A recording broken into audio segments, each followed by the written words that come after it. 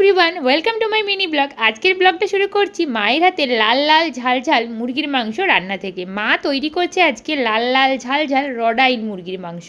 মানে রডাইলকে কি মুরগি বলা চলে? না, বলা চলে না, কে জানে। আর তার সাথে ছিল শুশনি শাক ভাজা, আর তারও সাথে ছিল পাকা পাকা আম। তিনটে খাবারই আমার খুব পছন্দের। আমি বাবা দুজনে মিলে দোকানের রংটা কমপ্লিট করে নিয়েছি গাইস।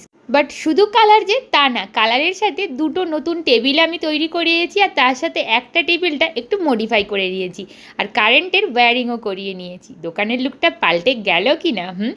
এগুলো আর্জেন্ট কাজ ছিল, এগুলো তো করিয়ে নিয়েছি, বাট টুকটাক কাজ এখনও অনেক বাকি, কিন্তু আর কোনো লেবার পাচ্ছি না। আর বাকি যে কাজগুলো আছে সেটা আমার আর বাবার দ্বারা হবে না, তাই জন্য অপেক্ষা করতে হবে, যখন লেবার পাওয়া যাবে তখনই বাকি কাজগুলো হবে।